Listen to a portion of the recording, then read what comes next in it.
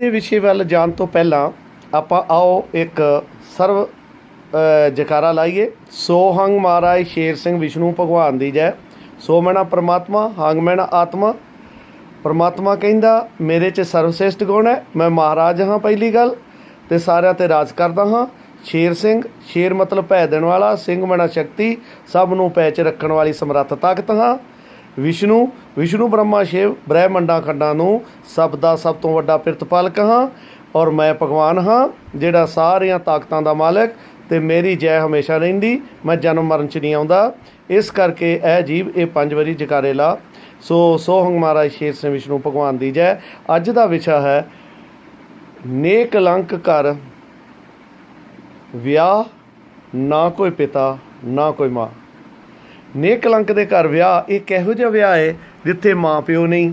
और कैसी गल है, नेक कलंक आप जी पिछे सुनिया सी, नेक कलंक हर का नाम है, अकाल पुरख का नाम है, ना मरे ना जाया। हर पुरख, नेक कलंक कौन है? हर पुरख अगम, अगम है जिहदा कोई भेत नहीं। अगमड़ीकार खेल भी अगमड़े हैं। हड्ड मास नाड़ी पिंजर ना कोई चमड़ा, उहदा हड्ड मास नाड़ी पिंजर नहीं। ज्योति नूर एक आकार, माल तन तन माल ना पल्ले कोई दमड़ा। ये संसार दीयां वस्तां नहीं। शब्द वस्त एक अपरपार, जिहदे कोल शब्द की दात है वो नेक कलंक अपना खेल कर रहा सीगा। और उहदे विच एक विलखण जे विआह वेखण नूं मिले, रूहानीयत भी और बाहरी भी।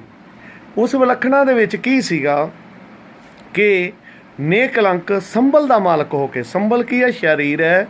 संबल अंदरूनी तौर पर संबल जिते सतगुर सस्सा सतगुर पूरा सतगुर जिहड़ा बब्बा हो गया, जिहदे विच संबल दे विच जिहड़ा अपना खेल करन वाला, बल रखण वाला, ताकत रखण वाला, लला ललाट जगाउण वाला, उस 3.5 हत्थ शरीर दा मालक जिहड़ा सीगा वो नेक कलंक नारायण नाथ सी।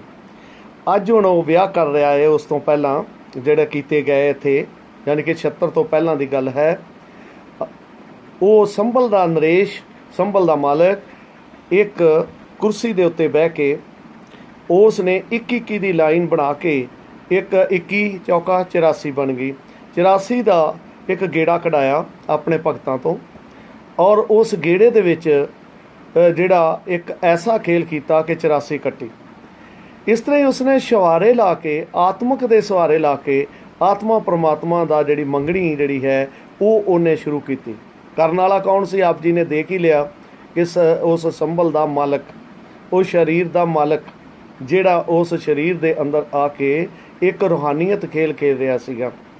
नर नरेश जिहड़ा नेह कलंक जिहड़ा उसदे घर च जदों आत्मा दा विआह होया ते आत्मा दा की सीगा? ना कोई पिता ना कोई माँ।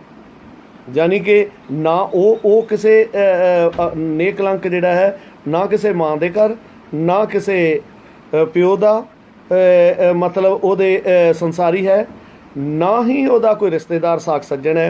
इस तरह आत्मा का भी कोई साक सज्जन नहीं है। उसने एक विचित्र खेल खेलिया, अपने भगतां नूं कहा कि अज पई संसार दे माँ प्यो जिहड़े ने इन्हां नूं मत्था टेक के आ जाओ।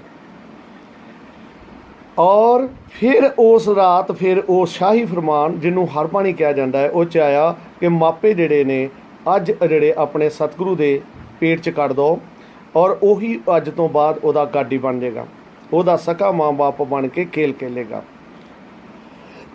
सारे मापिया ने अपने बच्चे जिहड़े ने वो सतगुरु दे झोली पाए।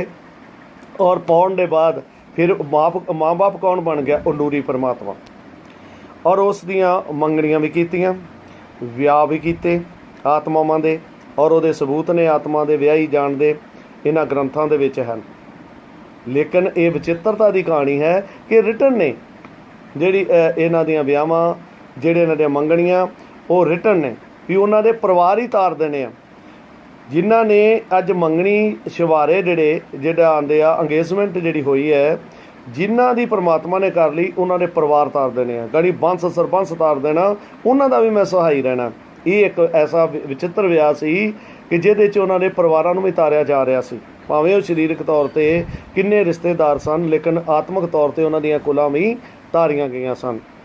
इस विआह दे विच एक विचित्रता होर नवीं गल आई कि एक नवीं किस्म के विआह चालू होए धरती के उत्ते। वो भी इन्हां ग्रंथां दे अंदर दर्ज है, क्योंकि आपां गल कर चुके हाँ कि वो ग्रंथ जिहड़े ने जिते जोत ते आत्मा की मीटिंग हुंदी सी ते उन्हां दे वो जिहड़ियां रूहां बिना बुल्लां बुट्टां तो बिना कोई रंग रूप धारे उस स्नेह कलंक दे नाल बैठ के ये कहानी चलती सी। ਉਹਦੀ ਪ੍ਰੈਜ਼ੀਡੈਂਟਸ਼ਿਪ ਦੇ ਵਿੱਚ ਇਹ ਸਾਰੀ ਕਹਾਣੀ ਦਾ ਜਾ ਕੇ ਰਿਟਨ ਹੁੰਦਾ ਸੀਗਾ ਅੱਖਰਾਂ ਦੇ ਵਿੱਚ, ਨਿਰ ਅੱਖਰ ਦੀ ਗੱਲ ਜਿਹੜੀ ਆ ਬਿਨਾਂ ਬੋਲੀ ਤੋਂ ਗੱਲ ਜਿਹੜੀ ਹੁੰਦੀ ਸੀ। ਉਸ ਦਿਨ ਫਿਰ ਵਿਆਹ ਦੀ ਇੱਕ ਨਵੀਂ ਰੀਤ ਚਾਲੂ ਹੋਈ, ਜਿਹੜੀ ਰੀਤ ਦਾ ਸ਼ੁਰੂਆਤ ਹੋਈ ਪਿੰਡ ਵੈਰੋਵਾਲ ਜ਼ਿਲ੍ਹਾ ਅੰਮ੍ਰਿਤਸਰ ਦੇ। ਉਹਦੇ ਵਿੱਚ ਜਿਹੜਾ ਪਹਿਲੀ ਸ਼ਾਦੀ ਜਿਹੜੀ ਹੋਈ ਔਰ ਉਸ ਤੋਂ ਬਾਅਦ ਇੱਕ ਰੀਤ ਬਣੀ ਧਰਤੀ ਦੇ ਉੱਤੇ ਨੇਹ ਕਲੰਕ ਨਾਰ ਦੀ, ਜਿਹਦੇ ਵਿੱਚ ਮਾਂ ਬਾਪ ਜਿਹੜਾ ਉਹ ਨੂਰੀ ਪਰਮਾਤਮਾ ਬਣ ਕੇ ਸ਼ਾਦੀਆਂ ਕਰਨ ਲੱਗਾ।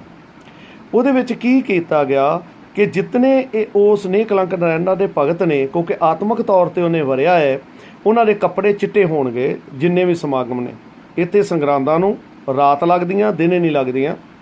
ਔਰ ਇੱਥੇ ਮੇਲੇ ਜਿਹੜੇ ਨੇ 3 ਹਨ, ਦੋ ਹਨ। ਇੱਕ ਮੇਲਾ ਲੱਗਦਾ ਹੈ 26 ਪੋਹ, 27 ਤੇ 28 ਨੂੰ ਵਿਆਹ ਹੁੰਦੇ ਹਨ, ਔਰ ਇੱਕ 17 ਹਾੜ ਨੂੰ ਲੱਗਦਾ ਹੈ ਔਰ 18 ਹਾੜ ਨੂੰ ਵਿਆਹ ਹੁੰਦੇ ਹਨ। ਇਹ ਵਿਆਹ ਸਵੇਰੇ ਸਵਖਤੇ 7:40 ਤੇ ਹੁੰਦੇ ਹਨ। ਇੱਕ ਜਗਤ ਦੀ ਰੀਤ ਨਵੀਂ ਚੱਲੀ ਹੈ, ਜਿਸ 'ਚ ਨੇਹ ਕਲੰਕ ਨਾਰਾਇਣ ਨੂਰੀ ਪਰਮਾਤਮਾ ਦੀ ਹਾਜ਼ਰੀ ਜਿਹੜੀ ਹੈ ਇਹਦੇ ਵਿੱਚ ਦਾਅਵਾ ਕੀਤਾ ਗਿਆ ਹੈ ਇਹਨਾਂ ਗ੍ਰੰਥਾਂ 'ਚ, ਉਹ ਹਾਜ਼ਰ ਹੁੰਦਾ ਹੈ। ਹੁਣ ਨੇਹ ਕਲੰਕ ਨਾਰਾਇਣ ਜਿਹੜਾ ਉਹ ਜਿਹੜਾ ਨੂਰੀ ਪਰਮਾਤਮਾ ਹਾਜ਼ਰ ਹੋ ਕੇ ਅਗਲੇ ਬੰਨੇ ਜੋੜੀਆਂ ਬੈਠ ਜਾਂਦੀਆਂ ਹਨ ਉਹਦੀ ਹਾਜ਼ਰੀ ਦੇ ਵਿੱਚ। ਔਰ ਇਹਦੇ 'ਚ ਵਿਲੱਖਣਤਾ ਦੀ ਗੱਲ ਹੈ ਕਿ ਲੜਕੀ ਦੇ ਤੇ ਲੜਕੇ ਦੇ ਕੱਪੜੇ ਜਿਹੜੇ ਨੇ ਬਿਲਕੁਲ ਚਿੱਟੇ ਹੁੰਦੇ ਨੇ, ਯਾਨੀ ਕਿ ਸਫੈਦ ਕੱਪੜੇ ਪਾ ਕੇ ਇਹ ਸ਼ਾਦੀਆਂ ਹੁੰਦੀਆਂ ਇੱਥੇ। ਔਰ ਲੜਕੀ ਸੱਜੇ ਪਾਸੇ ਬਹਿੰਦੀ ਹੈ, ਲੜਕਾ ਖੱਬੇ ਪਾਸੇ ਬਹਿੰਦਾ ਹੈ। ਇਸ ਤੋਂ ਬਾਅਦ ਜਿਹੜਾ ਵਿਆਹ ਦੀ ਸੰਪੂਰਨਤਾ ਹੈ ਇਹ ਕਿਸੇ ਦੁਨੀਆ ਦੇ ਕਿਸੇ ਧਰਮ ਗ੍ਰੰਥ ਨਾਲ ਨਹੀਂ ਹੁੰਦੀ, ਜਾਂ ਦੁਨੀਆ ਦੀ ਕਿਸੇ ਰੀਤੀ ਨਾਲ ਨਹੀਂ ਹੁੰਦੀ, ਨਾ ਹਿੰਦੂ ਰੀਤੀ ਨਾਲ, ਨਾ ਸਿੱਖ ਰੀਤੀ ਨਾਲ, ਨਾ ਬੋਧੀ ਰੀਤੀ ਨਾਲ, ਤੇ ਨਾ ਹੀ ਜੈਨੀ ਰੀਤੀ ਨਾਲ, ਨਾ ਕ੍ਰਿਸਚਨ ਰੀਤੀ ਨਾਲ, ਤੇ ਨਾ ਹੀ ਮੁਸਲਿਮ ਰੀਤੀ ਨਾਲ। ਯਾਨੀ ਕਿ ਜਿੰਨੀਆਂ ਵੀ ਰੀਤੀਆਂ ਹਿੰਦੁਸਤਾਨ 'ਚ ਨੇ, ਕੋਈ ਵੀ ਰੀਤੀ, ਕੋਈ ਵੀ ਸੈਰੇਮਨੀ ਇਹਦੇ ਵਿੱਚ ਬਿਲਕੁਲ ਨਹੀਂ ਹੁੰਦੀ। ਨਾ ਇੱਥੇ ਪੰਡਤ, ਨਾ ਇੱਥੇ ਭਾਈ, ਨਾ ਇੱਥੇ ਕਾਜੀ, ਨਾ ਇੱਥੇ ਪਾਦਰੀ, ਨਾ ਇੱਥੇ ਮੁੱਲਾ, ਕਿਸੇ ਵੀ ਤਰ੍ਹਾਂ ਦਾ ਨਾ ਬੋਧੀ ਇੱਥੇ ਕੋਈ ਸ਼ਾਦੀ ਕਰਾਉਣ ਲਈ ਨਿਸ਼ਚਿਤ ਨਹੀਂ ਹੈ, ਨਾ ਹੈ ਹੀ ਆ, ਤੇ ਨਾ ਉਹਦੀ ਵਿਵਸਥਾ ਹੀ ਹੈ। ਇਹ ਜਿਹੜੀਆਂ ਸ਼ਾਦੀਆਂ ਨੇ ਇਹਦੇ ਵਿੱਚ ਉਹ ਸ਼ਾਹੀ ਫਰਮਾਨ ਜਿਹੜਾ ਹਰ ਬਾਣੀ 'ਚ ਦਰਜ ਹੈ, ਵਿਆਹ ਕਰਨੇ ਕਿੱਦਾਂ ਹਨ, ਉਹਨਾਂ ਵਿਆਹਾਂ ਦੀਆਂ ਰੀਤਾਂ ਕੀ ਹਨ, ਸਾਰੀਆਂ ਇਹਦੇ ਵਿੱਚ ਦਿੱਤੀਆਂ ਹੋਈਆਂ ਹਨ। ਇਹਦੇ ਵਿੱਚ ਕੋਈ ਜਿਹੜੀ ਪੁਰਾਣੀ ਰੀਤ ਹੈ, ਜਿੱਦਾਂ ਘੋੜੀ ਦੀ ਵਾਗ ਗੁੰਦਣੀ, ਢੋਲ ਢਮੱਕੇ ਜਿਸ ਤਰ੍ਹਾਂ ਦੇ ਆਣ ਕੇ, ਜਾਂ ਕੋਈ ਜਿਹੜੇ ਸਿੱਠਣੀਆਂ ਦੇਣੀਆਂ, ਜਾਂ ਕੋਈ ਦਾਦਕੇ ਨਾਨਕੇ ਦੀਆਂ ਆਉਣੀਆਂ ਛੱਕਾਂ, ਜਾਂ ਕੋਈ ਜਿਸ ਤਰ੍ਹਾਂ ਹੈਗੇ ਸੁਰਮੇ ਪਵਾਈ, ਜਾਂ ਕੋਈ ਪੰਡਤ ਪਾਂਦੇ ਦੇ ਲਾਗ ਦੇਣੇ, ਲਾਗੀਆਂ ਨੂੰ ਲਾਗ ਦੇਣੇ, ਵਿਚੋਲਿਆਂ ਦੀ ਕਹਾਣੀ ਕਰਨੀ, ਇਹ ਸਾਰੀ ਕਹਾਣੀ ਜਿਹੜੀ ਆ ਇੱਥੇ ਬਿਲਕੁਲ ਬੰਦ ਹੈ। ਔਰ ਇੱਥੇ ਨਾ ਕੋਈ ਵਿਵਸਥਾ ਹੈ ਜਿਹਦੇ ਵਿੱਚ ਹੈਗੀ ਆ ਕਿ ਭਗਤੀ ਮੇਲੀ ਇਹਦੇ 'ਚ ਲਿਖਿਆ ਤੇ ਭਗਤੀ ਬਰਾਤੀ ਹੈ। ਇਹਦੇ ਵਿੱਚ ਕੋਈ ਸਮਾਜ ਦਾ ਜਿਹੜਾ ਬਰਾਤ ਅਤੇ ਮੇਲ ਦੀ ਕਹਾਣੀ ਨਹੀਂ ਹੈ। ਇਹਨਾਂ ਵਿਆਹਾਂ ਦੇ ਵਿੱਚ ਵਿਚਿੱਤਰਤਾ ਇਹ ਹੈ ਕਿ ਮਾਪੇ ਜਿਹੜੇ ਨੇ ਜਾਂ ਰਿਸ਼ਤੇਦਾਰ ਨੇ ਆਮ ਸੰਗਤ ਵਾਂਗੂ ਬੈਠੇ ਹੋਏ ਨੇ, ਬੀਬੀਆਂ ਵਾਲੇ ਬੰਨੇ, ਵੀਰ ਵਾਲਿਆਂ ਬੰਨੇ। ਲੇਕਿਨ ਇੱਕ ਕੋਈ ਵੀ ਦੁਨੀਆ ਦੀ ਰਵਾਇਤ ਮੁਤਾਬਕ ਕਿ ਲੜਕੀ ਦੇ ਪਿੱਛੇ ਬੈਠਣਾ, ਵਿਆਹ ਸਦੇ ਪੇਰੈਂਟਸ ਨੇ ਅੱਗੇ ਹੋਣਾ, ਉਹਨਾਂ ਨੂੰ ਸੱਦਣਾ ਜਾਂ ਉਹਨਾਂ ਦੇ ਸਿਰ 'ਤੇ ਹੱਥ ਰੱਖਣੇ, ਬਿਲਕੁਲ ਰੀਤੀ ਨਹੀਂ ਹੈ। ਕੋਈ ਫੇਰ ਪੱਲਾ ਫੜਾਉਣ ਵਾਲੀ ਰੀਤੀ ਨਹੀਂ ਹੈ, ਕੋਈ ਗ੍ਰੰਥ ਸ਼ਾਸਤਰ ਨਹੀਂ ਇਹ ਸਿਸਟਮ ਦਾ, ਕਿਉਂਕਿ ਇੱਥੇ ਹਰ ਬਾਣੀ ਲਿਖੀ ਗਈ ਹੈ, ਉਹ ਹੀ ਉਹਦੇ ਵਿੱਚ ਹੀ ਸਾਰਾ ਕੁਛ ਦਰਜ ਹੈ। ਇਹ ਕਾਨੂੰਨ, ਇਹਨਾਂ ਕਾਨੂੰਨਾਂ ਦੇ ਵਿੱਚ ਇੱਕ ਬੜੀ ਵੱਡੀ ਵਿਲੱਖਣਤਾ ਦੀ ਗੱਲ ਹੈ ਕਿ ਇਹਦੇ ਵਿੱਚ ਜਿਹੜੀ ਮੈਰਿਜ ਹੁੰਦੀ ਹੈ, ਉਹ ਜਿਹੜਾ ਲਾੜਾ ਲਾੜੀ ਜਿਹੜੇ ਨੇ ਉਹਨਾਂ ਨੂੰ ਫਿਰ 5 ਜਕਾਰਿਆਂ ਦੇ ਨਾਲ, ਸੋਹੰਗ ਮਹਾਰਾਜ ਸ਼ੇਰ ਸਿੰਘ ਵਿਸ਼ਨੂੰ ਭਗਵਾਨ ਦੀ ਜੈ, ਉੱਚੀ ਆਵਾਜ਼ ਨਾਲ ਸਾਰੀ ਸੰਗਤ ਜਕਾਰੇ ਲਾਉਂਦੀ ਹੈ ਭੋਗ ਪੈ ਕੇ। ਔਰ ਉਸ ਤੋਂ ਬਾਅਦ ਜਕਾਰੇ ਲਾਉਣ ਨਾਲ ਇਹਨਾਂ ਦੀ ਸ਼ਾਦੀ ਹੋ ਜਾਂਦੀ ਹੈ ਅਤੇ ਭੋਗ ਪੈ ਜਾਂਦਾ ਹੈ। ਨੇਹ ਕਲੰਕ ਨਾਰਾਇਣ ਸੰਭਲ ਨਰੇਸ਼, ਉਹ ਸਰੀਰ ਦਾ ਮਾਲਕ, ਨਿਰਗੁਣ ਹੋ ਕੇ ਗੱਲ ਕੀਤੀ ਉਹਨੇ। ਨਿਰਗੁਣ ਹੋ ਕੇ ਕਿੱਦਾਂ? ਕਿ ਜਿਸ ਸਰੀਰ ਦੇ ਵਿੱਚ ਖੇਲ ਕਰਦਾ ਉਹਦੀ ਨਬਜ਼ਾਂ ਬੰਦ ਕਰਕੇ ਕੰਮ ਕੀਤੀ ਹੈ, ਅਤੇ ਨਬਜ਼ ਨਾਲ ਸਰੀਰ ਚੱਲਦਾ ਹੈ, ਪਲਸ ਨਾਲ ਚੱਲਦਾ ਹੈ, ਨਾੜੀ ਨਾਲ ਚੱਲਦਾ ਹੈ। ਜਿਹੜੀ ਗੱਲ ਉਹਨੇ ਵਿਹਾਰ ਕੀਤੇ ਨੇ, ਨਾੜੀ ਬੰਦ ਨਾ ਕੀਤੇ ਨੇ। ਯਾਨੀ ਕਿ ਪਲਸ ਨਹੀਂ ਚੱਲਦੀ ਸੀ ਉਹ ਸਰੀਰ ਨਾਲ, ਸ਼ਬਦ ਨਾਲ ਚੱਲਦਾ ਸੀਗਾ, ਕਿਉਂਕਿ ਪਲਸ ਦੇ ਨਾਲ ਚੱਲਣ ਦੇ ਨਾਲ ਕੀ ਹੁੰਦਾ, ਖੂਨ ਰਸ ਚੱਲਦਾ ਹੈ, ਅਕਲ ਬੁੱਧੀ ਚੱਲਦੀ ਹੈ ਔਰ ਇਹ ਚੀਜ਼ਾਂ ਚੱਲਦੀਆਂ ਹਨ। ਲੇਕਿਨ ਉਹ ਨੂਰੀ ਪਰਮਾਤਮਾ ਉਸ ਸੰਭਲ ਨਰੇਸ਼, ਉਸ ਸੰਭਲ ਪਵਿੱਤਰ ਸਰੀਰ ਦਾ ਮਾਲਕ ਜਿਹੜਾ ਸੀਗਾ, ਉਹ ਇਸ ਤਰੀਕੇ ਨਾਲ ਸ਼ਾਦੀਆਂ ਕਰ ਰਿਹਾ ਸੀ, ਆਤਮਾ ਤੋਂ ਕੇ ਵਰ ਰਿਹਾ ਸੀਗਾ। ਇਹ ਉਹ ਸੀਨ ਬਹੁਤ ਪਿਆਰਾ ਸੀਗਾ। ਉਸ ਸਮੇਂ ਦੇ ਉੱਤੇ ਜਿਹੜਾ ਹੁਣ ਵੀ ਉਹੀ ਰੀਤੀ ਅੱਜ ਵੀ ਉਸ ਨੇ ਕਿਹਾ ਇਸ ਤਰ੍ਹਾਂ ਹੀ ਹਾਜ਼ਰ ਹੋਵਾਂਗਾ।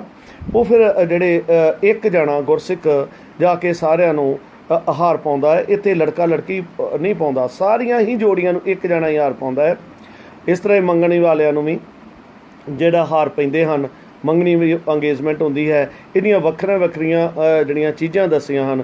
ਮੰਗਲੀ ਵਾਲੇ ਨੇ ਕਿਹੜੀ ਚੀਜ਼ ਜਿਹੜੀ ਮਤਲਬ ਵਰਤਣੀ ਹੈ, ਲੜਕੀ ਨੇ ਲੜਕੇ ਵਾਲਿਆਂ ਨਾਲ ਕਿਹੜੀ ਚੀਜ਼ ਹੈ। ਇਸ ਤਰ੍ਹਾਂ ਜਿਹੜੇ ਦੂਸਰੇ ਇਹਨਾਂ ਜੋੜੀਆਂ ਦਾ ਇਸ਼ਨਾਨ ਵੀ 5 ਸਿੱਖ ਜਿਹੜੇ ਜਦੋਂ ਵਿਆਹ ਤੋਂ ਪਹਿਲਾਂ ਜਦੋਂ ਉਹਨਾਂ ਨੂੰ ਸਵੇਰੇ ਮਤਲਬ ਜੋੜੀਆਂ ਨੇ ਆਉਣਾ, ਉਹਨਾਂ ਦੇ 5 ਸਿੱਖ ਜਿਹੜੇ ਨੇ ਮਤਲਬ ਜਿਹੜੇ ਸਿੱਖ ਆ ਉਹ ਆ ਕੇ ਇਸ਼ਨਾਨ ਕਰਾਉਂਦੇ ਨੇ। ਕੋਈ ਇਹਦੇ 'ਚ ਰਿਸ਼ਤੇਦਾਰੀ ਵਾਲੇ ਇਸ਼ਨਾਨ ਨਹੀਂ ਹੈਗਾ ਵੀ ਆਮ ਕੇ ਰਿਸ਼ਤੇਦਾਰ ਹੋਣ। ਲੜਕੀ ਨੂੰ ਲੜਕੀਆਂ ਜਿਹੜੀਆਂ ਬੀਬੀਆਂ 5 ਬੀਬੀਆਂ ਜਿਹੜੀਆਂ ਇਸ਼ਨਾਨ ਕਰਾਉਂਦੀਆਂ, ਇਸ ਤਰ੍ਹਾਂ ਲੜਕੇ ਨੂੰ ਵੀ ਇਸ਼ਨਾਨ ਕਰਾਉਂਦੀਆਂ ਔਰ ਸਵੇਰੇ ਤੜਕੇ 7:40 'ਤੇ ਵਿਆਹ ਹੋ ਜਾਂਦੇ ਨੇ। ਇਹਨਾਂ ਦੀ ਵਿਚਿੱਤਰਤਾ ਇਹ ਕਿ ਇਹਦੇ 'ਚ ਮਾਂ ਬਾਪ ਜਿਹੜੀ ਆ ਉਹਦੀ ਸਮੂਲੀਅਤ ਨਹੀਂ ਹੈਗੀ, ਯਾਨੀ ਕਿ ਸਰੀਰ ਤੱਤਾਂ ਵਾਲੇ ਮਾਂ ਬਾਪ ਨਹੀਂ ਹੈਗੇ। ਉਹ ਜਿਹੜੇ ਜੋੜੀਆਂ ਨੇ ਉਹਨਾਂ ਦਾ ਮਾਂ ਬਾਪ ਉਸ ਵੇਲੇ ਨੇਕ ਕਲੰਕ ਨਰੈਣ ਨਰ ਜੋ ਸਰੂਪ ਪਰਮਾਤਮਾ ਮਾਂ ਬਾਪ ਹੋ ਕੇ ਉਹਨਾਂ ਦੀ ਸ਼ਾਦੀ ਕਰ ਰਿਹਾ ਹੈ ਔਰ ਉਹ ਉਹਨਾਂ ਨੂੰ ਆਣ ਕੇ ਵਿਦਾ ਜਿਹੜਾ ਜੋੜੀ ਨੂੰ ਇੱਕ ਆਤਮਿਕ ਰੂਪ ਦੇ ਰਿਹਾ। ਇਹ ਇੱਕ ਸਰੀਰਕ ਰੂਪ ਸ਼ਾਦੀ ਨਹੀਂ, ਨਾਲ ਹੀ ਆਤਮਿਕ ਸ਼ਾਦੀ ਹੈ। 2 ਔਰਤ ਅਤੇ ਮਰਦ ਦੇ ਦੋਹਾਂ ਦੀ ਇੱਕ ਆਤਮਾ ਇੱਕ ਪਰਮਾਤਮਾ ਦੇ ਨਾਲ ਹੀ ਵਿਆਹੀ ਜਾ ਰਹੀ ਹੈ ਔਰ ਅੰਦਰ ਤੇ ਬਾਹਰ ਜਿਹੜਾ ਦੋਹਾਂ ਜੋੜਿਆਂ ਦੀ ਇੱਕ ਹੈ। ਔਰ ਇੱਥੇ ਹਦਾਇਤ ਹੈ ਕਿ ਜਿਹੜੀ ਜੋੜੀ ਹੈ ਉਹਨਾਂ ਆਤਮਿਕ ਤੌਰ 'ਤੇ ਇੱਕ ਰੂਪ ਹੋ ਕੇ ਰਹਿਣਾ ਹੈ, ਸਰੀਰਕ ਤੌਰ 'ਤੇ ਨਹੀਂ। ਕੋਈ ਸਰੀਰਕ ਤੌਰ 'ਤੇ ਝਗੜੇ ਹੁੰਦੇ ਨੇ ਤਨਾਂ ਦੇ ਸਰੀਰਾਂ ਦੇ ਔਰ ਰਿਸ਼ਤੇਦਾਰਾਂ ਦੀ ਇਨਵੋਲਵਤਾ ਦੇ ਨਾਲ ਝਗੜੇ ਹੁੰਦੇ ਨੇ। ਜਦੋਂ ਉਹਨਾਂ ਨੂੰ ਮਹਿਸੂਸ ਹੋਏਗਾ ਕਿ ਅਸੀਂ ਇੱਕ ਨੇਕ ਕਲੰਕ ਨਰੈਣ ਨਰ ਦੇ ਵਿਆਹ ਜਿਹੜਾ ਸਾਡਾ ਉਹਦੇ ਰਾਹੀਂ ਹੋਇਆ ਆ ਔਰ ਉਹਦੇ ਹੁਕਮ 'ਚ ਹੋਇਆ ਆ, ਤਾਂ ਉਹ ਸਾਰੀ ਉਮਰ ਭੈ 'ਚ ਰਹਿਣਗੇ ਵੀ ਇਸ ਗੱਲ ਲਈ ਕਿ ਸਾਡਾ ਵਿਆਹ ਕਰਨ ਵਾਲਾ ਕੋਈ ਨੋਰਮਲ ਨਹੀਂ ਸੀ, ਕੋਈ ਭਾਈ ਨਹੀਂ ਸੀ, ਪੰਡਤ ਨਹੀਂ ਸੀ, ਸਾਡਾ ਵਿਆਹ ਨੇਕ ਕਲੰਕ ਨਰੈਣ ਨਰ ਨੇ ਕੀਤਾ। ਜਿਹੜਾ ਉਹ ਕਹਿੰਦੇ ਨੇ ਕਿ ਜੋ ਕਹਿ ਦੇ ਉਹ ਦੁਨੀਆ ਚਾਹੁੰਦੇ ਮਿਟਦਾ ਨਹੀਂ, ਕਿ ਜਿਹੜਾ ਜੰਮਦਾ ਮਰਦਾ ਨਹੀਂ ਅਕਾਲ ਪੁਰਖ, ਅਤੇ ਉਹਦਾ ਕੋਈ ਮੇਟ ਨਾ ਸਕੇ, ਕੋਈ ਗੱਲ ਕਰ ਨਾ ਸਕੇ। ਉਹ ਇਸ ਕਰਕੇ ਉਹ ਇੱਕ ਐਸਾ ਰਿਸ਼ਤਾ ਹੈ ਜਿਹਦੇ 'ਚ ਉਹ ਹਾਜ਼ਰ ਹੁੰਦਾ ਹੈ ਜਿਹੜਾ ਮੇਟਿਆ ਨਹੀਂ ਜਾ ਸਕਦਾ। ਦੁਨੀਆ ਦੀ ਰੀਤੀ ਨਾਲ ਤੇ ਸੰਸਾਰ ਮੇਟ ਲੈਂਦਾ ਹੈ, ਲੇਕਿਨ ਉਹ ਜਿਹਦੀ ਹਾਜ਼ਰੀ ਦੇ ਵਿੱਚ ਉਹ ਵਿਆਹ ਕਰਦਾ ਹੈ ਉਹ ਮੇਟਿਆ ਨਹੀਂ ਜਾ ਸਕਦਾ। ਇਹ ਦੂਸਰੇ ਨੰਬਰ 'ਤੇ ਹੈ। ਇਹਦੇ ਵਿੱਚ ਹੀ ਰੇਲ ਲਿਖੀ ਗਈ ਹੈ ਵੀ ਜਿਹਨੂੰ ਤਿਲਕ ਲੱਗ ਗਿਆ, ਤਿਲਕ ਕਹਿੰਦਾ ਮੈਂ ਤਲਾਕ ਨਹੀਂ ਹੋਣ ਦੇਣੇ। ਇਹ ਇਸੇ ਬਾਣੀ 'ਚ ਦਰਜ ਹੈ।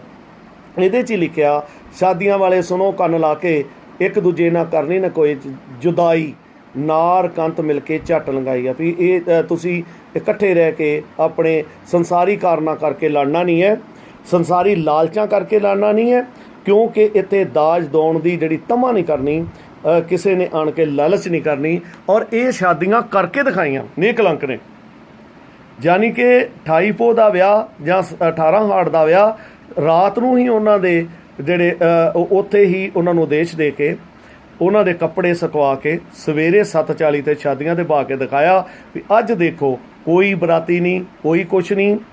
ਅੱਜ ਉਹਨਾਂ ਦੀ ਸ਼ਾਦੀ ਜਿਹੜੀ ਆ ਸ਼ਬਦ ਦੇ ਨਾਲ, ਸ਼ਬਦ ਦੀ ਧਾਰ ਦੇ ਨਾਲ ਹੀ ਉਹਨਾਂ ਦਾ ਆ ਕੇ ਵਿਆਹ ਹੋ ਰਿਹਾ ਹੈ। ਇਹ ਕੋਈ ਸੰਸਾਰੀ ਵਿਆਹ ਨਹੀਂ, ਇਹ ਨੇਕ ਕਲੰਕ ਨਰੈਣ ਨਰ ਅਕਾਲ ਪੁਰਖ ਦੀ ਉਪਸਥਿਤੀ ਦੇ ਵਿੱਚ ਵਿਆਹ ਜਿਹੜੇ ਹੁੰਦੇ ਨੇ।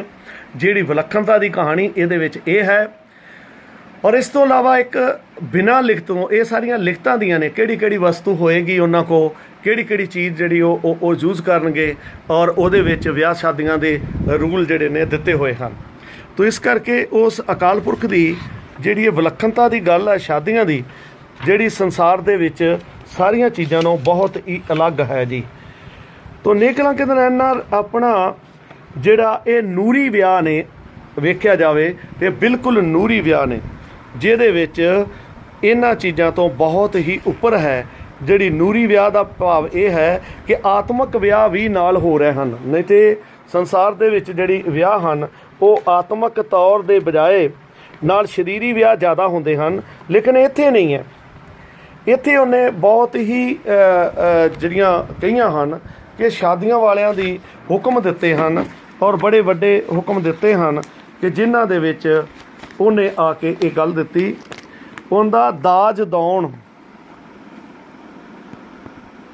ਜਾਤ ਪਾਤ ਹਰ ਸੰਗਤ ਕੋਲ ਅਕਰਾਰ ਤੇ ਹੋਰ ਸ਼ਬਦ ਜਿਹੜੇ ਨੇ ਉਹ ਦਿੱਤੇ ਨੇ। ਇਹਦੇ 'ਚ ਲਿਖਿਆ, ਜਿਹੜੀ ਹਰਬਾਣੀ 28 ਪੋ ਸ਼ਹਿਨशाह ਸੰਮਤ 5 ਲਿਖਿਆ, ਲੈਣ ਦੇਣ ਦੀ ਕਿਸੇ ਨਹੀਂ ਕਰਨੀ ਤਮਾ, ਲਾਲਚ ਵਿੱਚ ਹੋਏ ਕੋਈ ਨਾ ਆਈਆ, ਤੁਹਾਡੇ ਕੋਲੋਂ ਸੱਤ ਦੀ ਧਾਰ ਕਰਨੀ ਰਵਾਂ।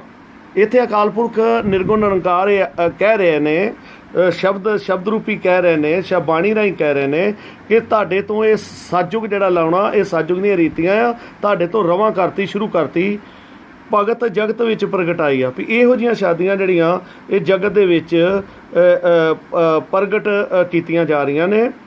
ਮੋਹ ਵਿਕਾਰ ਦਾ ਲਾ ਕੇ ਤੁਹਾਡੇ ਅੰਦਰ ਬੰਨਾ, ਵੀ ਜਿਹੜੇ ਇਹ ਮੋਹ ਨੇ, ਵਿਕਾਰ ਨੇ, ਜਿਹੜੇ ਅਸੀਂ ਰੀਤੀਆਂ ਕਰਦੇ ਹਾਂ ਤੇ ਹੱਦ ਪਿਛਲੀ ਦੇਣੀ ਗਵਾਈ ਆ, ਵੀ ਪਿਛਲੇ ਜਿਹੜੇ ਰੀਤਾਂ ਨੇ ਖਤਮ ਕਰ ਦੇਣੀਆਂ। ਫਿਰ ਉੱਥੇ ਕਿਹਾ ਕਿ ਲਾਲਚ ਨਾ ਕਰਿਓ, ਨਾ ਘਰ ਜਾ ਕੇ, ਨਾ ਬਾਹਰ, ਜਾਂ ਗੁਪਤ ਦਾਨ, ਕੋਈ ਚੀਜ਼ ਨਹੀਂ ਕੰਮ ਕਰਨੀ। ਹਰ ਕਾ ਭਗਤ ਕੂੜੀ ਮਾਇਆ ਕਦੇ ਨਾ ਤੱਕੇ, ਵਾਸਨਾ ਜਗਤ ਨਾ ਕੋਈ ਰਖਾਈ ਆ। ਤੇ ਇਸ ਕਰਕੇ ਜਗਤ ਦੀ ਵਾਸਨਾ ਨਹੀਂ ਰੱਖਣੀ। ਮਾਇਆ ਮਮਤਾ ਕੂੜੀ ਤ੍ਰਿਸ਼ਨਾ ਘਰ ਘਰ ਲੱਗੀ ਭੁੱਖ ਤਾਨਿਆਂ ਵਿੱਚ ਲੁਕਾਈ ਆ। ਆਂਦੇ ਦੁਨੀਆ ਮੁੜ ਕੇ ਤਾਨਿਆਂ ਮਾਰਦੇ ਨੇ, ਤੁਸੀਂ ਇਹ ਕੰਮ ਨਹੀਂ ਕਰਨਾ ਹੈਗਾ। ਪੁੱਤਰਾਂ ਵਾਲੇ ਧੀਆਂ ਵਾਲਿਆਂ ਨੂੰ ਰਹਿ ਲੁੱਟ ਲਟੇਰੇ ਬਣ ਕੇ ਫੇਰਾ ਪਾਈਆ, ਪੁਰਖ ਅਕਾਲ ਦੀਨ ਦਿਆਲ ਭਗਤ ਸੇਲੇ ਬਣਾ ਕੇ ਆਪਣੇ ਪੁੱਤ ਮੇਰ ਨਜ਼ਰ ਇਕਠਾਈ। ਆਂਦਾ ਮੈਂ ਆਪਣੇ ਇਹ ਵੇਖੋ ਤੁਹਾਡੇ ਮਾਪੇ ਦੋਵੇਂ ਸਾਈਡਾਂ 'ਚ ਬੈਠੇ ਨੇ, ਬੀਬੀਆਂ ਵਾਲੇ, ਵੀਰ ਵਾਲੇ। ਕਿਸੇ ਨੂੰ ਪਤਾ ਲੱਗ ਰਿਹਾ ਕਿਤਨੇ ਹਜ਼ਾਰਾਂ ਦੀ ਗਿਣਤੀ 'ਚ ਹੈ, ਕਿਸੇ ਨੂੰ ਪਤਾ ਲੱਗ ਰਿਹਾ ਕਿ ਕਿਹੜੇ ਕੁੜੀ ਦਾ ਕਿਹੜਾ ਮਾਂ ਬਾਪ ਹੈ। ਉਹ ਦੁਨੀਆ ਦੀ ਰੀਤ ਹੈ ਕਿ ਲੜਕੀ ਦੇ ਮਗਰ ਬੈਠਦੇ ਨੇ, ਇਸ ਤਰ੍ਹਾਂ ਲੜਕੇ ਵਾਲੇ ਜਦੋਂ ਉੱਠਦੇ ਨੇ। ਇੱਥੇ ਤੇ ਉਹਨਾਂ ਨੇ ਜਦੋਂ ਅਕਾਲ ਪੁਰਖ ਨੂੰ ਮੱਥਾ ਟੇਕਿਆ ਤੇ ਦੋਵਾਂ ਜੋੜੀ ਨੇ ਹੀ ਟੇਕਿਆ, ਦੂਸਰੇ ਨੇ ਤਾਂ ਨਹੀਂ, ਮਾਪੇ ਤਾਂ ਨਹੀਂ ਨਾਲ ਆਏ, ਪ੍ਰਸ਼ਾਦ ਵੀ ਜੋੜੀ ਨੂੰ ਹੀ ਮਿਲਿਆ। ਤੇ ਇਸ ਕਰਕੇ ਪੁਰਖ ਅਕਾਲ ਦੀਨ ਦਿਆਲ ਭਗਤ ਸੇਲੇ ਬਣਾ ਕੇ ਆਪਣੇ ਪੁੱਤ ਤੇ ਮੇਰ ਨਜ਼ਰ ਇਕਠਾਈ ਆ। ਅੱਗੇ ਸ੍ਰਿਸ਼ਟੀ ਦਾ ਬਦਲਣਾ ਰੁੱਖ, ਕਹਿੰਦਾ ਇਹ ਮੈਂ ਇਸ ਕਰਕੇ ਸ਼ੁਰੂ ਕਰਨ ਲੱਗਾ। ਨਿਰਗੁਣ ਨਿਰੰਕਾਰ ਕਹਿੰਦਾ ਮੈਂ ਰੁੱਖ ਬਦਲ ਦੇਣਾ, ਚਾਰ ਵਰਨ ਦੇਣੇ ਸਮਝਾਈਆ, ਚੌਹਾਂ ਵਰਨਾਂ 'ਚ ਇਹ ਕੰਮ ਕਰ ਦੇਣਾ। ਨਾ ਕੋਈ ਪੜਦਾ ਨਾ ਕੋਈ ਲੁੱਕ, ਭਰਮ ਭੁਲੇਖਾ ਦੇਣਾ ਕਢਾਈ ਆ। ਵੀ ਇਹ ਲੈ ਨਹੀਂ ਰਹਿਣਾ, ਭਾਵੇਂ ਇਸਤਰੀ ਹੋਵੇ ਤੇ ਭਾਵੇਂ ਮਨੁੱਖ, ਦੋਹਾਂ ਦਾ ਇੱਕੋ ਹੱਕ ਰਖਾਈ ਆ। ਆਂਦਾ ਇਹ ਵੀ ਨਹੀਂ ਕਰਨਾ, ਤਾਂ ਉਹ ਕਰਕੇ ਸੱਜੇ ਪਾਸੇ ਔਰਤ ਕੀਤੀ ਹੈ ਵੀ ਇਹ ਜਿਹੜਾ ਕੰਮ ਕਰ ਦੇਣਾ। ਜੇ ਪੱਕੀਆਂ ਟਿੱਕੀਆਂ ਪਿੱਛੇ ਰਹੇ ਝੱਖ ਮਾਰ, ਉਹਨਾਂ ਦੇਵਾਂ ਸਖਤ ਸਜਾਈ ਆ। ਜਿਹੜੇ ਇਹਨਾਂ ਰੋਟੀਆਂ ਪਿੱਛੇ ਵਿਚੋਲੇ ਬਣਦੇ ਜਾਂ ਕਰਦੇ ਆ, ਵੀ ਕਿਸੇ ਦੇ ਅੰਦਰ ਲਾਲਚਾਂ ਦੇ ਰੋਟੀਆਂ ਬਦਲੇ ਇਹ ਕੰਮ ਕਰਦੇ ਨੇ ਵੀ ਸਾਨੂੰ ਦੂਰ ਆ, ਤੇ ਆਂਦਾ ਦੋਵਾਂ ਨੂੰ ਮੈਂ ਸਖਤ ਸਜ਼ਾ ਦੇਵਾਂਗਾ। ਇਹਦੇ ਵਿੱਚ ਇੱਕ ਵਿਲੱਖਣਤਾ ਦੀ ਗੱਲ ਹੈ ਕਿ ਪੰਜਾਬ ਸਰਕਾਰ ਦੇ ਨਸੀਬ ਸਿੰਘ ਜੀ ਗਿੱਲ ਮੰਤਰੀ ਉਸ ਵੇਲੇ ਇੱਥੇ ਨੇਕ ਕਲੰਕ ਨਾਰਾਇਣ ਨਾਰ ਮਿਸ਼ਨ ਦੇ ਹਰ ਭਗਤਵਾਰ ਜੇਠੂਵਾਲ ਦੇ ਵਿੱਚ ਆਏ, ਔਰ ਉਸ ਵੇਲੇ ਉਹਨਾਂ ਨੇ ਨੇਕ ਕਲੰਕ ਨਾਰਾਇਣ ਨਾਰ ਦੇ ਇਸ ਖੇਲ ਦੇ ਵਿੱਚ ਉਹ ਸ਼ਾਮਲ ਜਦੋਂ ਹੋਏ ਤੇ ਇਹ ਇੱਥੋਂ ਦੇ ਨੇਕ ਕਲੰਕ ਨਾਰਾਇਣ ਨਾਰ ਮਿਸ਼ਨ ਦੇ ਸਤਿਗੁਰੂ ਨੇ ਇਹ ਕਿਹਾ ਕਿ ਇੱਥੇ ਜਿਹੜੇ ਵਿਆਹ ਹੁੰਦੇ ਹਨ ਬਿਨਾਂ ਦਾਜ ਦੇਜ ਤੋਂ ਹੁੰਦੇ ਹਨ। ਨਸੀਬ ਸਿੰਘ ਗਿੱਲ ਜੀ ਪੰਜਾਬ ਸਰਕਾਰ ਦੇ ਮੰਤਰੀ ਬੜੇ ਹੀ ਖੁਸ਼ ਹੋਏ, ਮਹਾਰਾਜ ਜੀ ਇਹ ਜਿਹੜਾ ਵਿਆਹ ਆ ਮੈਂ ਦਾਜ ਲੈਣ ਤੋਂ ਬਿਨਾਂ ਇਹ ਦੁਨੀਆ 'ਚ ਰੀਤ ਜਿਹੜੀ ਆ ਹੋਣੀ ਚਾਹੀਦੀ ਹੈ, ਬਹੁਤ ਅੱਛੀ ਹੈ, ਤੇ ਮੈਂ ਤੇ ਮਹਾਰਾਜ ਜੀ ਦਾਜ ਲੈਣ ਵਾਲੇ ਦੇ ਵਿਆਹ ਵੀ ਨਹੀਂ ਜਾਂਦਾ।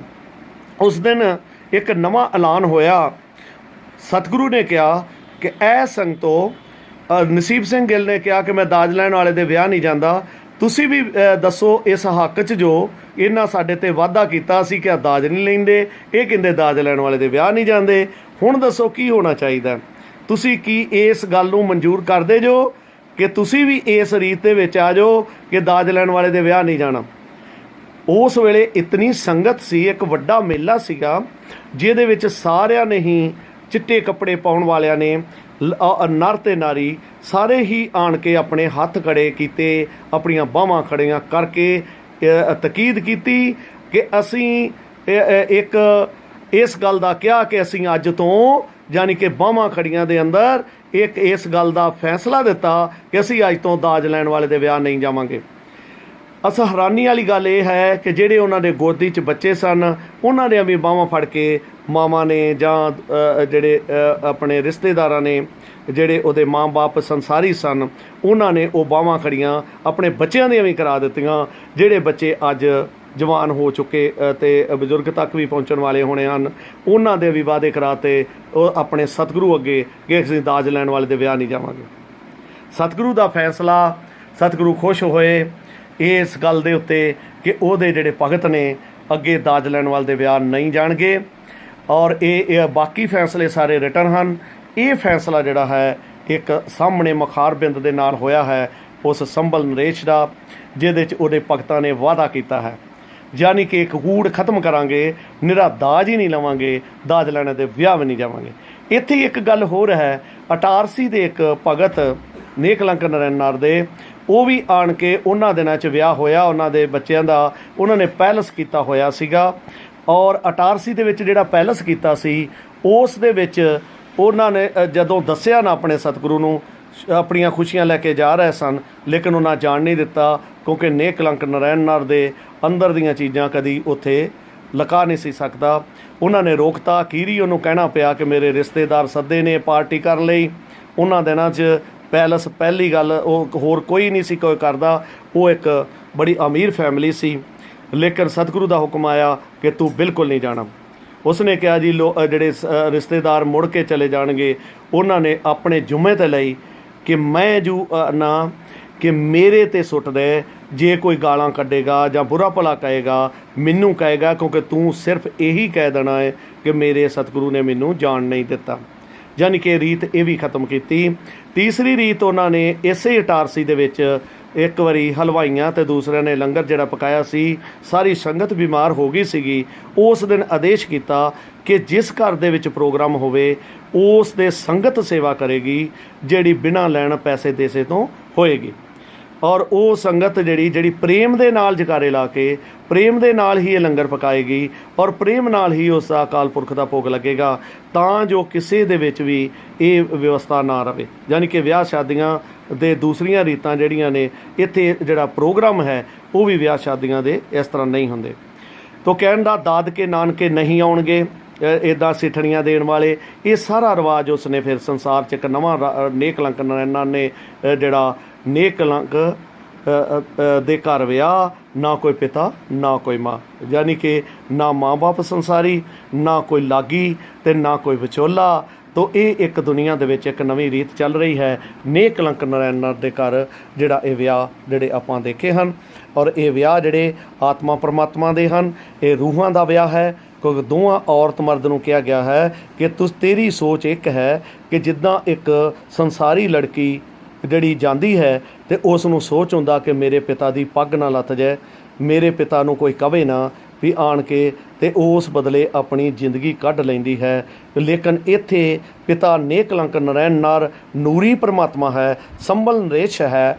ਉਹ ਜਿਹੜਾ ਪਰਮਾਤਮਾ ਹੈ ਉਹ ਉਹਦੇ ਨਾਲ ਉਹਦੇ ਘਰ ਦੇ ਅੰਦਰ, ਉਹਦੇ ਮਸਤਕ ਦੇ ਅੰਦਰ ਔਰ ਜੋੜੀ ਦੇ ਮਸਤਕ ਦੇ ਅੰਦਰ ਬੈਠਾ ਹੈ। ਇੱਥੇ ਪੈ ਹੋਰ ਤਰ੍ਹਾਂ ਦਾ ਹੈ, ਸੰਸਾਰੀ ਬਾਪ ਦਾ ਨਹੀਂ, ਉਸ ਮਾਲਕ ਦਾ ਹੈ। ਲੜਕਾ ਜਿਹੜਾ ਹੈ ਉਹ ਸੋਚੇਗਾ ਕਿ ਮੇਰਾ ਕਿਤੇ ਉਹ ਰੱਬ ਨਾ ਰੁੱਸ ਜੇ ਜਿਹੜਾ ਆਤਮਾ ਖੜਦਾ ਹੈ, ਮਰਨ ਤੋਂ ਬਾਅਦ ਸਾਈ ਹੁੰਦਾ ਹੈ। ਲੜਕੀ ਸੋਚੇਗੀ ਕਿ ਮੇਰਾ ਉਹ ਰੱਬ ਨਾ ਰੁੱਸ ਜੇ ਜਿਹੜਾ ਆਤਮਾ ਕੱਢਦਾ ਹੈ। ਤੰਨਾਂ ਦੇ ਆਧਾਰ ਦੇ ਉੱਤੇ ਫੈਸਲੇ ਜਿਹੜੇ ਲਹੂ ਵਾਲੇ ਰਿਸ਼ਤਿਆਂ ਦੇ ਵਿੱਚ ਫੈਸਲੇ ਨਹੀਂ ਹੋਣੇ। ਇਹ ਗੱਲ ਉਹਨੇ ਨੇਕਲੰਕ ਨਰੈਣ ਨਾਰ ਨੇ ਠੋਕ ਕੇ ਕਹਿ ਦਿੱਤੀ ਕਿ ਇਹ ਜਿਹਨੂੰ ਮੈਂ ਫੜ ਲੈਂਦਾ ਹਾਂ, ਜਿਹਨੂੰ ਮੈਂ ਇੱਕ ਵਾਰੀ ਨਾਲ ਲਾ ਲੈਂਦਾ ਹਾਂ, ਉਹ ਭਾਵੇਂ ਰੁੱਸ ਜਾਏ ਮੈਂ ਛੱਡਦਾ ਨਹੀਂ। ਯਾਨੀ ਕਿ ਉਹਦੀ ਰੂਹ ਨੂੰ ਆਪਣੇ ਨਾਲ ਲੈ ਕੇ ਜਾਂਦਾ ਹਾਂ ਔਰ ਸੱਚਖੰਡ ਤੱਕ ਖੜਦਾ ਹਾਂ। ਅਜਿਹੀਆਂ ਜੋੜੀਆਂ ਜਿਹੜੀ ਆਤਮਾ ਅਤੇ ਦੂਰ ਜਾਂਦੀਆਂ। ਇੱਥੇ ਰੂਹਾਨੀਅਤ ਸ਼ਾਦੀਆਂ ਵੀ ਹੋਈਆਂ ਹਨ ਜਿਨ੍ਹਾਂ ਦੇ ਸਰੀਰ ਨਹੀਂ ਹਨ। ਇਹ ਵੀ ਇੱਕ ਵਿਆਹ ਜਿਹੜੇ ਹਨ ਇਹ ਇੱਥੇ ਹੋਏ ਹਨ ਔਰ ਬਿਨਾਂ ਸਰੀਰ ਤੋਂ ਜਿਹੜੀ ਉਹਨਾਂ ਦੀਆਂ ਸ਼ਾਦੀਆਂ ਜਿਹੜੀਆਂ ਆਤਮਿਕ ਤੌਰ 'ਤੇ ਰੂਹਾਂ ਦੀਆਂ ਵੀ ਸ਼ਾਦੀਆਂ ਇੱਥੇ ਹੋਈਆਂ ਹਨ, ਜਿਹਦਾ ਜਿਹੜਾ ਵਰਣਨ ਇਸ ਹਰ ਬਾਣੀ ਦੇ ਵਿੱਚ ਹੈ। ਯਾਨੀ ਕਿ ਸਰੀਰੀ ਰਿਸ਼ਤੇ ਕਿੱਦਾਂ ਦੇ ਬਣਾਉਣੇ ਹਨ, ਕਿੱਦਾਂ ਵਿਆਹ ਕਰਨੇ ਹਨ ਸੰਸਾਰ 'ਚ, ਅਤੇ ਹੋਣੇ ਆਤਮਿਕ ਹਨ। ਔਰ ਨੇਕਲੰਕ ਨਰੈਣ ਨਾਰ ਮਾਂ ਬਾਪ ਉਹਦੇ 'ਚ ਕੋਈ ਰਿਸ਼ਤੇਦਾਰ ਨਹੀਂ, ਨਾ ਸਾਕ ਨਾ ਸੱਜਣ ਨਾ ਸਹਿਣਾ, ਕਿਉਂਕਿ ਨੇਕਲੰਕ ਆਪ ਵੀ ਕਿਸੇ ਦਾ ਸਾਕ ਸੱਜਣ ਸਹਿਣਾ ਨਹੀਂ। ਨੇਕ ਕਲੰਕ ਅਕਾਲ ਪੁਰਖ ਨੂੰ ਕਿਹਾ ਗਿਆ, ਜਿਹੜਾ ਜੋ ਸਰੂਪ ਹੈ, ਜਿਹੜਾ ਜੰਮਦਾ ਮਰਦਾ ਨਹੀਂ, ਜਿਹੜਾ ਸਕਾਰੀ ਹੁੰਦਾ ਹੈ ਸਮੇਂ ਅਨੁਸਾਰ, ਔਰ ਇਹ ਜਿਹੜਾ ਵਕਤ ਮੁਤਾਬਕ ਲੇਕਿਨ ਸਦਾ ਨਿਰੰਕਾਰੀ ਰਹਿੰਦਾ ਹੈ, ਔਰ ਨਿਰੰਕਾਰੀ ਜਿਹੜਾ ਹੈ ਆਪਣੀ ਖੇਲ ਖੇਲਦਾ ਹੈ। ਇਹ ਰਿਟਨ ਹਨ ਜੀ ਹਰ ਬਾਣੀ 'ਚ, ਇਹ ਕੋਈ ਬਾਹਰ ਦੀ ਅਵਸਥਾ ਨਹੀਂ ਹੈ। ਤੋ ਆਓ ਇਹ ਅਜਿਹਾ ਅਚੰਭਾ ਵਿਆਹ ਜਿਹੜਾ ਸ੍ਰਿਸ਼ਟੀ ਦੇ ਅੰਦਰ ਆਤਮਾ ਪਰਮਾਤਮਾ ਦਾ ਕਿਸ ਤਰ੍ਹਾਂ ਆਤਮਾ ਦੇ ਸ਼ਵਾਰੇ ਲੱਗੇ, ਕਿੱਦਾਂ ਉਹਨੇ ਆਣ ਕੇ ਤੇ ਆਪਣੇ ਜਿਹੜੇ ਆਤਮਕ ਭਗਤਾਂ ਦੇ ਵਿਆਹ ਕੀਤੇ, ਕਿੱਦਾਂ ਉਹਨੇ ਆ ਕੇ ਜਿਹੜੀਆਂ ਰੂਹਾਂ ਦੇ ਵਿਆਹ ਕੀਤੇ, ਕਿੱਦਾਂ ਜੋਤ ਦੇ ਨਾਲ ਜਿਹੜਾ ਸਾਰਿਆਂ ਦੇ ਜਿਹੜਾ ਖੇਲ ਕੀਤਾ ਗਿਆ, ਕਿੱਦਾਂ ਉਹ ਨੇਕ ਕਲੰਕ ਨਰ ਦੇ ਆਦੇਸ਼ ਹੋਏ, ਕਿੱਦਾਂ ਇਹ ਸਾਰੇ ਰੀਤੀਆਂ ਹਨ, ਕੀ ਅਪਣਾਉਣੀਆਂ ਹਨ, ਇਹ ਤੁਸੀਂ ਕਿੱਥੋਂ ਵੇਖਣਾ ਹੈ। ਨੇਕ ਕਲੰਕ ਹਰ ਸ਼ਬਦ ਭੰਡਾਰ 24 ਗ੍ਰੰਥ ਜਿਹੜੇ ਵੈਬਸਾਈਟ ਦੇ ਵਿੱਚ ਪੜ੍ਹੋਗੇ, ਉਹਨਾਂ ਦੇ ਵਿੱਚ ਇਹ ਸ਼ਾਦੀਆਂ ਜਿਹੜੀਆਂ ਉਹਦਾ ਕਿਸ ਤਰ੍ਹਾਂ ਖੇਲ ਹੈ। ਤੋ ਆਓ ਇਸ ਵਿਲੱਖਣ ਸ਼ਾਦੀਆਂ ਦੇ ਜਿਹੜੇ ਧਰਤੀ 'ਤੇ ਸਤਿਯੁਗ ਦੀ ਰੀਤੀਆਂ ਸ਼ੁਰੂ ਹੋਈਆਂ ਹਨ, ਇਸ ਨੂੰ ਜਿਹੜਾ ਦੁਨੀਆ ਨਾਲ ਰਲਦੀਆਂ ਨਹੀਂ, ਦੁਨੀਆ ਦੇ ਧਰਮਾਂ ਨਾਲ ਨਹੀਂ ਰਲਦੀਆਂ, ਇਸ ਚੀਜ਼ ਦੇ ਵਿੱਚ ਤੁਸੀਂ ਉਹਨਾਂ ਭਗਤਾਂ ਨੂੰ 18 ਹਾੜ ਅਤੇ 28 ਪੋ ਸਵੇਰੇ 7:40 'ਤੇ ਤੁਸੀਂ ਉਸ ਦੀਆਂ ਸ਼ਾਦੀਆਂ ਚਿੱਟੇ ਕੱਪੜਿਆਂ ਵਾਲੀਆਂ ਦੇਖ ਸਕਦੇ ਹੋ। ਸੋ ਮਹਾਰਾਜ ਸ਼ੇਰ ਸਿੰਘ ਵਿਸ਼ਨੂੰ ਭਗਵਾਨ ਦੀ ਜੈ।